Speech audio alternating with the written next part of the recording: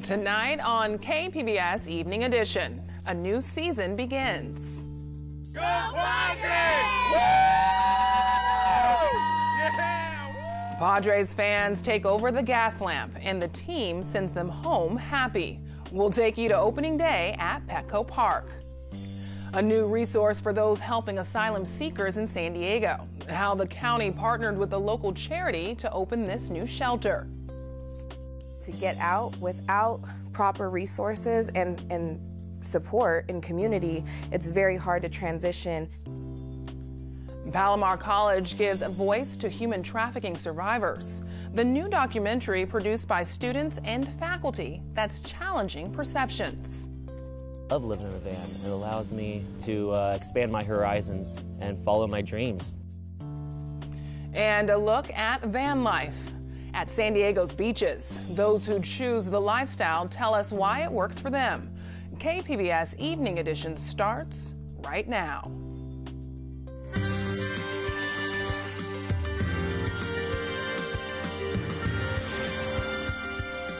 Good evening. It's Thursday, March 28th. Thanks for joining us. I'm Ebony Monet. President Donald Trump says he might close the southern border due to a recent surge in illegal crossings. The president made the comment on Twitter. A full closure would impact cross-border business, which the San Diego Chamber of Commerce estimates at $2 million each day. Customs and Border Protection says most of the crossings are happening in the El Paso area. New video shows how some of the asylum seekers are being held in a fenced area under a bridge near the port of entry. The Border Patrol is calling it a transitional camp while they wait to be transferred to another facility for processing. The Border Patrol says the main holding area is just too crowded. And here in San Diego, a new shelter for migrants is up and running. KPBS reporter Matt Hoffman tells us how a local charity worked with the county to repurpose the property. Think about if you had to take your children on a 1,500-mile trek, evading smugglers and human traffickers and not sure where your next meal would come from or safety, and then you make it to a place that shows you love and compassion. I mean, that could be that could be any of our children. And I just think when you look in the eyes of these children, it really motivates you to make sure we do this right. This space used to be a family courthouse. In January, the County Board of Supervisors voted to lease the former courthouse to Jewish Family Service for $1. If you look at what we're doing here, it's Supervisor Greg Cox, a Republican, myself, a Democrat, working together with the Republican mayor, with Democrats in the legislature, who are all coming together to just do the right thing. And I think the federal government could learn a lesson or two about San Diego's collaboration and compassion and willingness to get it done. Jewish Family Service is paying for all operational costs relating to running the shelter. Families here have claimed asylum and were recently released from federal custody. They stay at the shelter until they can find a more permanent accommodation. People are given medical exams where county staff check for communicable diseases like lice, mumps, and chickenpox. The shelter also provides people with clothes and 3 meals a day. Plenty of space for kids to play games both outside and inside. The shelter will be at this location through the end of the year, while a more permanent location can be identified. Matt Hoffman, KPBS News. According to the UT, Jewish Family Service and the San Diego Rapid Response Network has helped more than 11,000 migrants who have been released into the U.S. Changes might be coming to the UC system after the recent college admissions scandal. Today in Sacramento, lawmakers introduced a series of bills that would add more oversight to the process. They include requiring an extra layer of approval for special admissions such as athletic recruits. Also, colleges and universities would lose access to certain grants if they offer preferential treatment to donors and alumni. If you're taking state dollars, you should also have an admissions policy that does not show preference to people who have a relationship with donors or alumni. So we're just trying to make sure that there's an even playing field for everyone. Another bill in the package calls for an audit of the UC admissions process. The University of San Diego is also among the schools named in the recent scandal. The number of young people who are not working or going to school is rising in parts of San Diego County. Those who track the numbers call it youth disconnection. A new report by San Diego Workforce Partnership studied people 16 to 24 years old. It found rates were up in Otay Mesa and South Bay. It also found rates are disproportionate to African American youth. It matters for economics, it matters for human well-being and people's choices and opportunities, and it matters for our kind of whole society, because if everyone doesn't have a real chance to live a freely chosen, rewarding life, then we are falling really short of sort of the promise of America. San Diego Workforce Partnership says it will increase outreach efforts in Otay Mesa and South Bay. Overall, the report shows youth disconnection rates in San Diego County are down. Shattered Dreams is a feature-length documentary which was produced by Palomar College faculty and students. It features the testimonials of 3 survivors of the illicit sex trade. I'm joined now by one of the women who share their experience in the film and the film's director, Bill Wisniewski. So tell me about how the film Shattered Dreams came about. And when we started researching and finding out how significant of a problem it is in San Diego is also known as being one of the leaders in terms of the solutions. And the more we research, just every facet of the country is affected by this: small town America, rural America, urban areas. So it's something that was widespread, and I have 2 daughters personally as well. My oldest is in middle school, so definitely that was on my mind when making the film. And everyone's story is different, but when you hear the testimonials from women who have experienced sex trafficking, any similarities, any patterns? Simply vulnerabilities. Sometimes we try to break it down to say it's social media, or it's runaways, or it's foster youth, or it's drug addiction, but really when you break it down, it all has to do with vulnerabilities that exist in us, whether that's to be accepted, stable, a part of the community, a part of something. And so when those vulnerabilities exist, that's when somebody is able to come in and fill those voids or vulnerabilities, and then we become subject to be exploited. Bill, were you surprised by anything that you discovered while making this movie? Oh, 100%. I had many misconceptions, just like everyone else, about what this issue was when I started. You think you have a grasp of the issue, but when you start researching it, you find out it's much more complex. It's such a complex issue. It's not a black and white issue. There is no clear example, a stereotype on really any side of it. Some people may hear these horrific stories and question, why don't these oftentimes young women, why don't they just leave? Getting away is just a small component. You have to have life skills, you have to have business skills, you have to have social skills that oftentimes when you are traumatized or in a traumatizing situation, you don't really obtain, because when you hit a traumatizing situation, oftentimes your brain stops developing at that age, and a lot of times our trauma doesn't start in this lifestyle. A lot of times our trauma exists early on from age 5, 6, 7 and up, and so a lot of times developmentally our brain is still stuck in an adolescent stage, and so to get out without proper resources and support in community, it's very hard to transition into a place of normalcy, so we call it, and so it's much easier to just go back to where you're comfortable and accepted, which is oftentimes with your pimp or in that lifestyle. What's your goal with Shattered Dreams? All of the above. And just this topic can make a difference. It really can. This is our first film that I believe can save lives, and so that's an incredible thing. We feel very fortunate and proud to get to work on, and Palomar is a place that supports that, and I look forward to coming to work every day because of that. Thank you. Thank you. Thank you very much. Appreciate it. For more information about how you can see the film and how you can get involved in the fight against trafficking, visit shattereddreamsfilm.com. Facebook is being sued by the federal government over the way it uses targeted ads for housing. The Department of Housing and Urban Development says Facebook's technology allows companies to block certain users from seeing their ads. The government says the practice is discriminatory. Facebook released a statement saying it's surprised by the lawsuit and has been working with the government to make changes. A ban on people living in their vehicles is once again up for debate. This week, the mayor proposed it after complaints from residents. But what's van life actually like in San Diego? KPBS went to Ocean Beach to find out. It's pretty messy in here. I'll try to open up the lighting too so you can see a little better. $1 million view without the $1 million price tag. Waking up in a new spot all the time is pretty awesome. That's nice. What's been dubbed van life is becoming more and more appealing, especially in beach towns like San Diego. Right now, you can find people living out of their cars all over the city. Some prefer a parking lot in Ocean Beach, right next to the surf. Yeah, I love living in a van. It allows me to expand my horizons and follow my dreams. In February, City Council repealed an ordinance which banned people from living in their vehicles. The repeal was aimed at keeping people safe who would otherwise be forced to sleep on the street.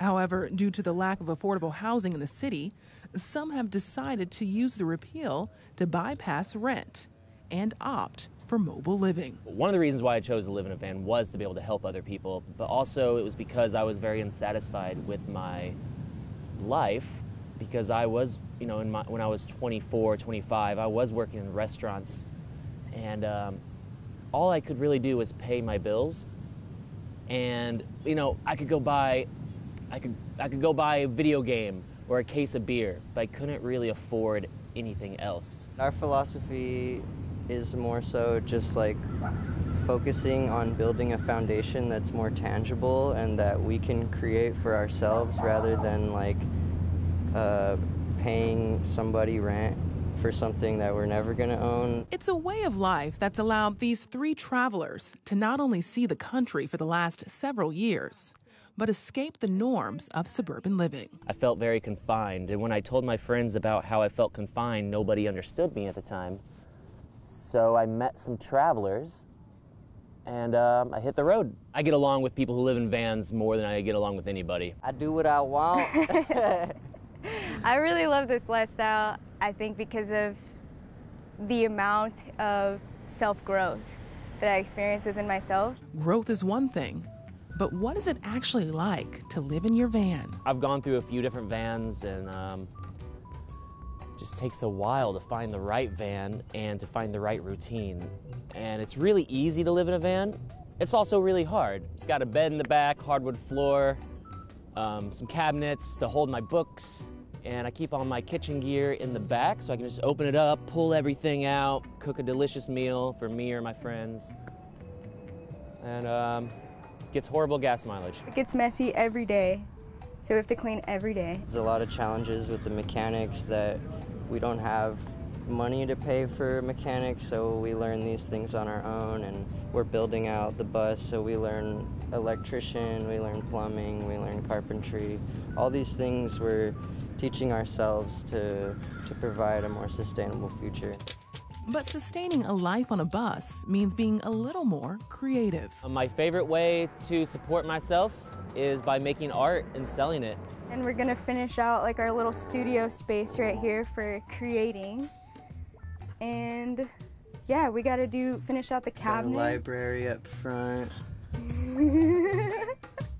We asked the beach dwellers if they would ever abandon the van life and go back to mainstream living.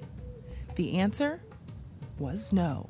There's a part of me that kind of misses the luxuries of like having a set spot, but like my house moves. And I've met all my best friends here, all my loved ones, and I gain new skills, and when I come here, and my dog loves it because there's a dog beach.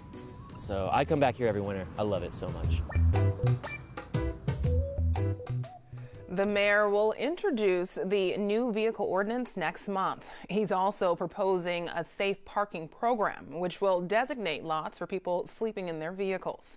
Locations for the lots have not been announced. I'm Judy Woodruff. Tonight on the NewsHour, a new wave of migrant families reaches the U.S. southern border, stretching resources to respond to those seeking legal asylum here. Coming up at 7 after Evening Edition on KPBS. The California DMV failed to provide timely and accurate service. That's according to an audit by the State Department of Finance. The report shows the DMV is not accurately reporting wait times. Also, that 30% of windows at DMV offices statewide have no one behind them. 8-hour wait times were common last year when millions of Californians applied for federal Real ID cards. The audit reports the DMV was negligent in preparing for the business. 20 million Californians still have to get their Real ID. The clock is ticking, and the DMV has to be ready for another onslaught of a lot of people coming through. They're not ready for that yet. Governor Gavin Newsom is currently looking to hire a new executive director for the DMV. CAL FIRE will spend millions of dollars to restore California's forest. As Capitol Public Radio's Steve Milne reports, it's part of a strategy to restore areas damaged by recent wildfires. $63 million in grants. That's how much CAL FIRE is doling out to applicants up and down the state as part of its Forest Health Program, which awards greenhouse gas reduction funds allocated by the state legislature. Grant recipients include an Indian tribe, fire department, lumber company, and conservation groups. 3 of the grants will set up conservation easements in Placer, Napa, and Siskiyou counties to protect about 40,000 acres of forest land from urban and agricultural development. A conservation easement is a voluntary legal agreement with a property owner to limit use of their land. About a dozen other grants will go to projects to treat around 150,000 acres of private and public lands, including thinning of overly dense and pest-impacted forests in places like Riverside, Madera, and Humboldt counties. In Sacramento, I'm Steve Milne. Another day of warm, windy weather is expected tomorrow. Dajia Swad has tonight's forecast.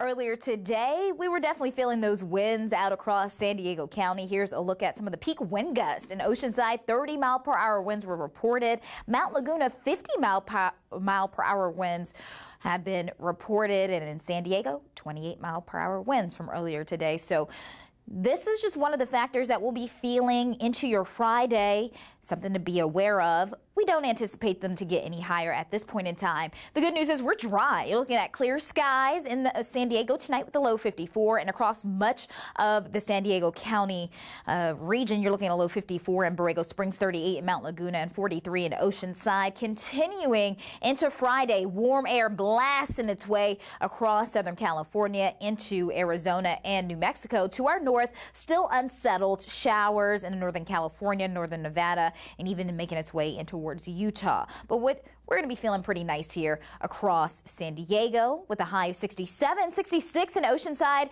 and 83 in Borrego Springs. You're looking at a high 57 in Mount Laguna. Chance for a few clouds to reach you. Once again, still some breezy conditions out there, up to 50-mile-per-hour winds, gusts potentially for tomorrow. Now we head into the weekend. It is nice. We still have dry air for your Saturday as well as into Sunday. As we head into next week, well, that's when we could potentially see some changes as a low pressure will be off the coast. That could bring in the chance for some wet weather past Tuesday at this point in time. You're looking at a high of 72 at the coast Saturday and remaining in the 70s Sunday and Monday. Then we'll start to notice some cooler air as that low pressure begins to rotate a bit closer to California. Inland areas also getting this warm up as we continue into your weekend and even early week, a high of 83 in inland areas. Deserts looking at highs in the 80s, lots of sunshine. Be sure to put that sunscreen on. Mountains, you'll be getting out of the 50s and into the 60s for your Sunday and Monday. Reporting for KPBS News, I'm your meteorologist, Dajia Swad. Back to you. Padre fans are happy tonight after the team won their season opener at Petco Park. Payoff pitch. And Myers drives it toward deep right center field. Duggar going back, looking up, that ball is gone! Home run for Myers. The Padres jump on top 1-0. It was a great game for Will Myers. He knocked in both runs today as the Padres beat the Giants 2-0. It was also the first game for Manny Machado, who signed a $3 million contract with the Padres. Opening day brings big crowds. It started this morning with a block party in the gas lamp. KPBS video journalist Chris Arciaga shows us how Padre fans celebrated the start of the new season. Yeah, pretty crazy. A lot of people down here, huh? Yeah, it's pretty exciting. Yeah, a lot different than last year, that's for sure. I can't believe it's the 50th anniversary of the Padres. My mom is turning 50 this year. I'm excited for this year. I think the Padres are going to do good this year. Look at this, opening day, Padres, right? It's crazy out here. The block party is jumping, and I'm excited to be at opening day, man. This is definitely the most excited this city's been for the whole year, 10 years? People have been buzzing about the Padres. Go Padres! Different energy to the game this year. There's definitely, I mean, opening day is sold out a lot quicker than it has ever before. We need a team that has our back, and that's what the Padres do. But at least we have something to look forward to this season. Last season, opening day starter, Clayton Richard, right? I like them. Do you think we're going to go all the way? If they can add one more pitcher, I think they can have a serious run at a wild card. They got Machado, they got Tatis. I can see them making a wild card. Obviously, getting Machado over the offseason was great, but I think the really under the radar move for them is bringing up Robert Stock for the full season this time. Could be crazy, but maybe we'll make the playoffs. We're definitely going to score some runs. Right now, they're just so young, but they're going to be exciting to watch. I'm excited for this year. I'm excited about the colors, too. If they actually keep it with the brown and gold, I know. I think it'll be really cool. Yeah, definitely the brown and gold. Petco Park is the #1 stadium in MLB. Yeah, well, let's make Padres the #1 team. We can. We just got to be diehard fans. Today, I see a bunch of Padre fans. Like, this is, I mean, look around. This is way better than it has been the last few years. Go Padres! They spend a lot of money this season. A lot of money. So hopefully it pays off. If it doesn't, then everybody's going to be mad. I feel like really this season, we invested a lot of money in the Padres, and everything's going to really turn out, and we're going to have a long-term success here in San Diego. World Series 2019. So excited. Let's go. The Padres will be a big draw through the weekend, but there's so much more to do around San Diego. Here with more is KPBS arts editor Nina Guerin. When you think of ukuleles, perhaps you imagine island music and gentle breezes. But that's not exactly the style of the Ukulele Orchestra of Great Britain. Sweet dreams are made of this. La Jolla Music Society brings back this popular ukulele ensemble to perform its trademark blend of classical, rock, and pop music. Think Beethoven to Nirvana. The ukuleles are all different sizes, creating a lush and unexpectedly varied sound. Something unique about these concerts is that audience participation is encouraged.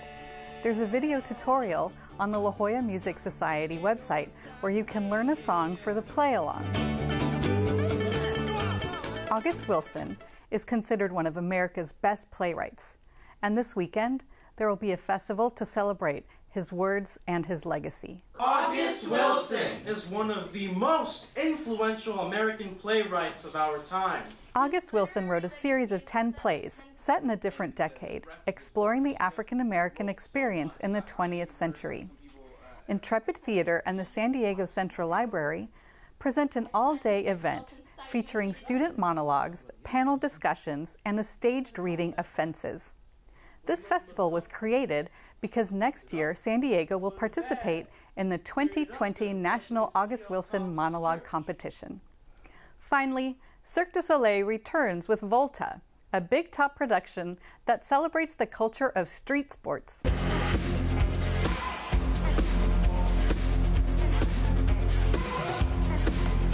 Even the costumes are street-inspired, with bright colors and bold patterns to complete the visual story.